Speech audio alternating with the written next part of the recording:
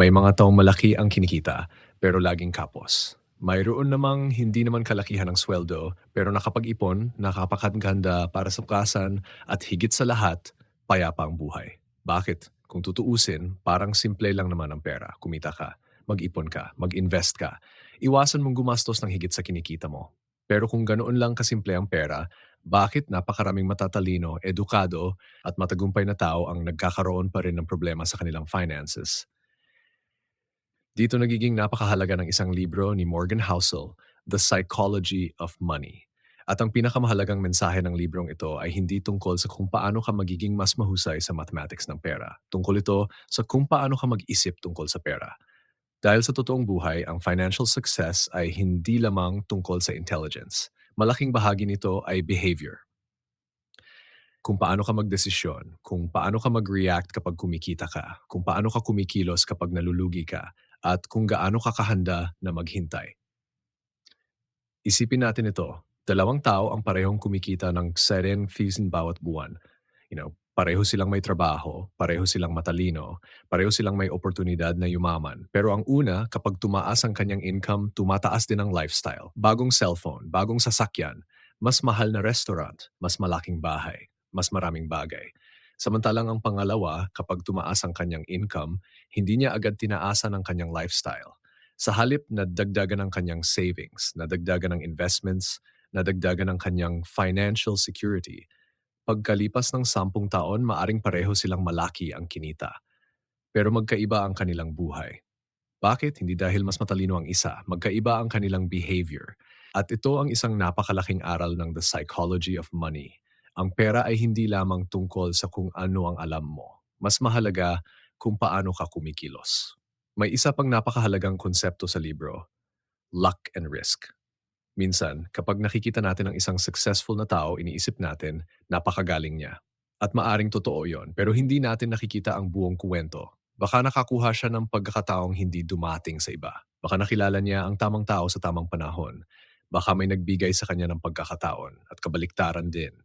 Kapag may taong bumagsak, napakadaling sabihin, kasalanan niya iyon. Pero baka hindi rin natin nakikita ang mga risks at circumstances na hinarap niya. Kaya mahalagang maging humble tayo kapag successful tayo at maging compassionate tayo kapag may taong nabigo. Dahil hindi natin kontrolado ang lahat ng nangyayari sa buhay. May bahagi ng buhay na swerte, may bahagi rin na risk. At ang pagiging financially wise ay nangangahulugan na alam mong hindi lahat ng resulta ay bunga lamang ng galing at hindi rin lahat ng pagkabigo ay bunga lamang ng katangahan. Pero kung may isang salita na paulit-ulit na bumabalik sa mensahe ng libro, iyon ay compounding. Ang maliit na bagay na ginagawa mo ng matagal ay maaring magkaroon ng napakalaking epekto. Hindi mo kailangang maging pinakamayaman ngayon. Hindi mo kailangang maging millionaire bukas. Ang mahalaga ay nagsisimula ka, nag-iipon ka, nag-i-invest ka, iniiwasan mong gumawa ng malalaking financial mistakes, at hinahayaan mong gumana ang panahon para sa iyo. Ganito rin ang prinsipyo sa buhay. Hindi mo kailangang maging isang completely different person overnight. Minsan ang kailangan mo lang ay maging 1% na mas maayos kaysa kahapon. Ang problema, gusto natin na mabilis, gusto natin ngayon. Gusto natin instant results. Pero ang pera, katulad ng maraming bagay sa buhay, ay may sariling timeline. Ang tunay na wealth ay kadalasang tahimik na nabubuo, unti-unti, paulit-ulit, sa loob ng maraming taon. At dito pumapasok ang isang napakahalagang distinction. Income is not the same as wealth. Ang income ay perang pumapasok. Ang wealth ay perang hindi mo kailangang gastusin. Kapag bumili ka ng mamahaling sasakyan, maaring mukhang mayaman ka. Pero hindi ibig sabihin na wealthy ka. Dahil ang wealth ay hindi laging nakikita. Ang savings mo hindi nakikita. Ang emergency fund mo hindi nakikita. Ang investments mo hindi nakikita. Ang utang na hindi mo kinuha hindi nakikita. At ang financial freedom ay minsan hindi tungkol sa pagkakaroon ng maraming bagay. Minsan ito ay tungkol sa pagkakaroon ng choice. Choice na humindi, choice na magpahinga, choice na hindi tanggapin ang trabahong ayaw mo. Choice na harapin ang emergency nang hindi kinakabahan kung saan kukuha ng pera. Sa madaling salita, ang tunay na kayamanan ay maaring hindi ang kaya mong bilhin, kundi ang kaya mong hindi gawin dahil hindi ka desperado sa pera. May isa pang aral na napakalalim. Know when enough is enough. Napakahirap nito.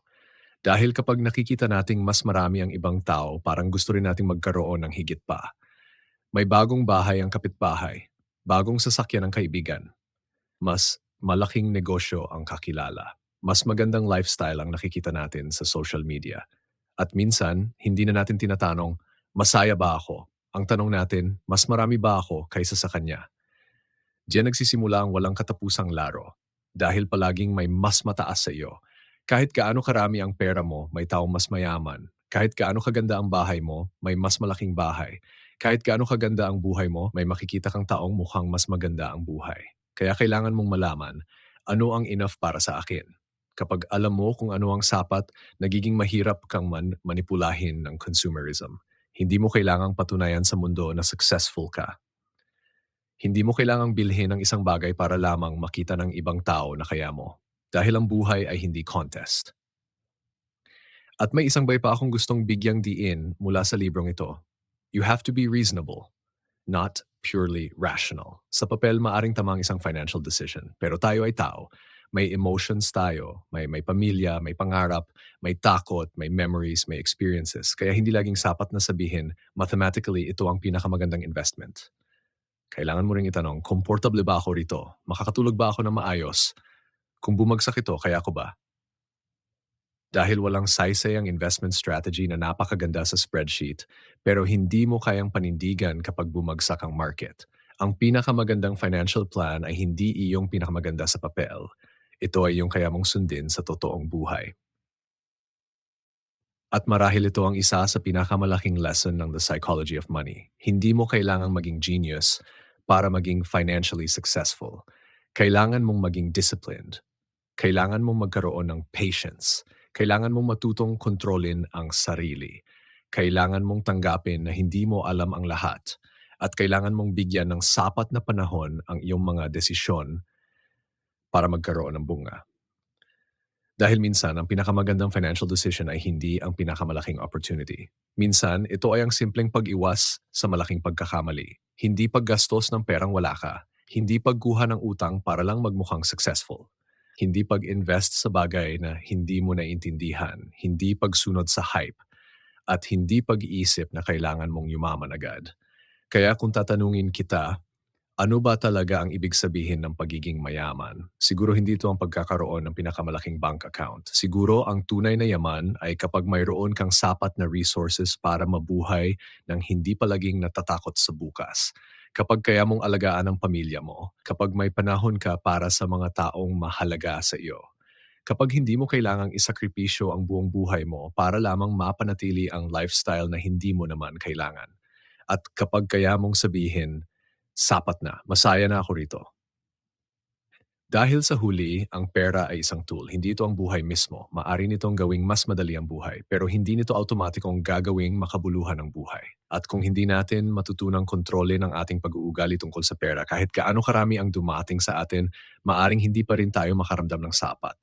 Kaya baka ang pinakamagandang investment na pwede mong gawin ay hindi lamang investment sa stocks, negosyo o property. Investment sa sarili, sa iyong discipline, sa iyong patience, sa iyong wisdom, sa iyong ability na maghintay, at higit sa lahat, sa iyong kakayahang malaman kung ano ang tunay na mahalaga sa buhay. Dahil sa bandang huli, hindi naman talaga ang tanong, gaano karaming pera ang kaya mong makuha?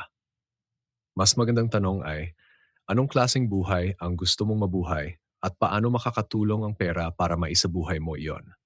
Yan ang isa sa pinakamalalim na aral ng The Psychology of Money. Hindi pera ang problema. Ang problema ay kung paano natin ito iniisip, kung paano natin ito ginagamit, at kung paano natin hinahayaan na kontrolin nito ang ating buhay. Kaya habang may panahon pa, kumita ka, mag-ipon ka, mag-invest ka, matuto ka, pero higit sa lahat, matutong malaman kung ano ang sapat. Dahil baka ang tunay na sukatan ng yaman ay hindi kung gaano karami ang mayroon ka, kundi kung gaano ka kalaya, kapayapa at kasaya sa kung ano ang mayroon ka. At baka iyon ang pinakamagandang psychology of money na maaari nating matutunan.